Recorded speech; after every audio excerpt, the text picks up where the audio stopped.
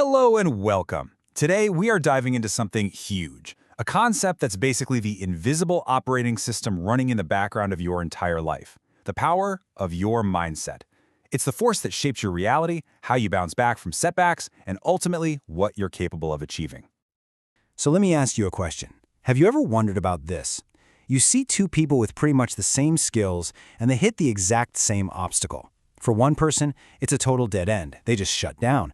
But the other person, they almost seem to get excited. They see it as a puzzle they get to solve. What in the world is the difference between them? Well, the answer, as we're about to find out, is all about what they believe about ability itself. And that difference has a name. It's what the brilliant Stanford psychologist Carol Dweck calls the two mindsets. And honestly, this idea is the foundation for pretty much everything we're going to talk about. Okay, so what exactly is a mindset? It's not just about being an optimist or a pessimist, a glass half full kind of thing. It goes way deeper. It's your core belief, your fundamental assumption about whether your intelligence and your talents can actually change, or if they're just fixed traits you were born with. And that one single belief is an incredibly powerful predictor of what you will accomplish in your life. And this is where it gets really interesting, because it splits into two totally opposite views of the world. On one side, you have the fixed mindset. These folks believe their ability is innate, it's set in stone, so their main goal in life is to look smart and, frankly, to avoid challenges that might reveal a weakness. For them, failure is an absolute disaster. It feels like a judgment on who they are as a person. But then you have the growth mindset. These people believe that ability is something that can be developed, like a muscle through hard work and persistence. Their goal isn't to look smart, it's to learn. So what's failure to them? It's just an opportunity. It's feedback. It's data.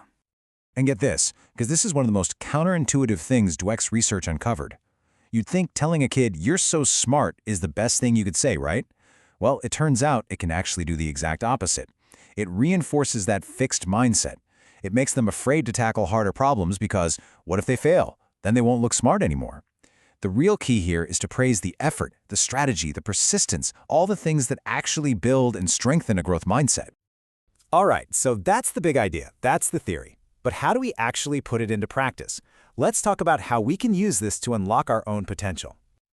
Now, this isn't a passive thing. It's a real strategic roadmap for building resilience.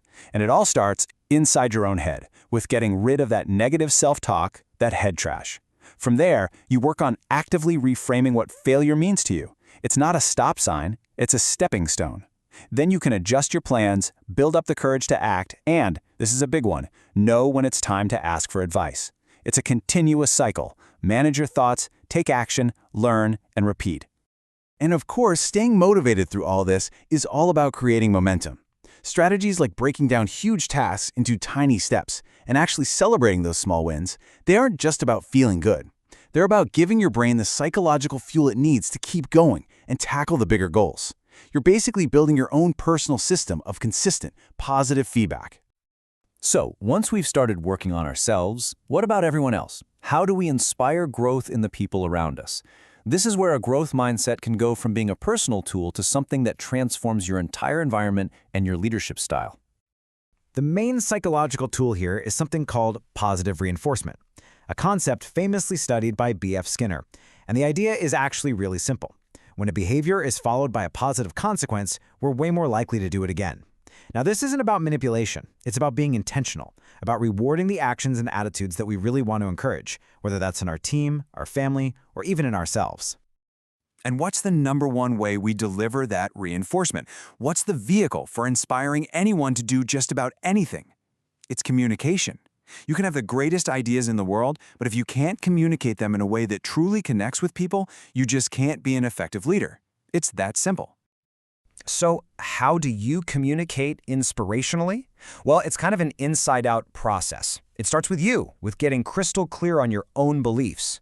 But then, and this is the crucial pivot, you have to become totally audience-centric. You have to truly understand what matters to them. Once you've done that, you can tailor your message so that it actually resonates, connects, and ultimately moves them to action. Okay, let's scale this up one more time. How do you go beyond inspiring a few individuals to building an entire growth culture across a whole organization? This right here, this number reveals a stunning gap between what we know works, positive reinforcement, and what's actually happening out there. Only 15%. Just think about that. That means a huge majority of employees are going week after week without that simple, powerful feedback that their work is actually seen and valued. This is just a massive missed opportunity for motivation and engagement. And this quote from JFK really brings it all home. This isn't some complex business strategy you learn in a textbook. It's a fundamentally human thing.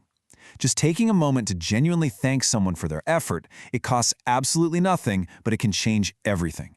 It builds morale, it strengthens connections, and it creates the kind of place where people want to bring their best selves to work. Now, I know this academic model looks incredibly complex, so don't worry about trying to figure out every little detail. The key takeaway is actually very simple. It shows what happens when an organization gets all of this right. When you successfully combine motivation, engagement, and self-regulation, the result is what researchers call professional dedication. And that's the ultimate goal, isn't it? A culture where people aren't just showing up, but are finding deep personal meaning in their work and achieving real success. This is the peak of what a growth mindset culture can be. So, we'll end with a final question for you. If you accept this core idea, that your abilities and your potential aren't carved in stone, but are more like muscles that you can grow, then the question isn't if you can grow, but how. So what is one thing, just one, that you will start working on today to prove that to yourself?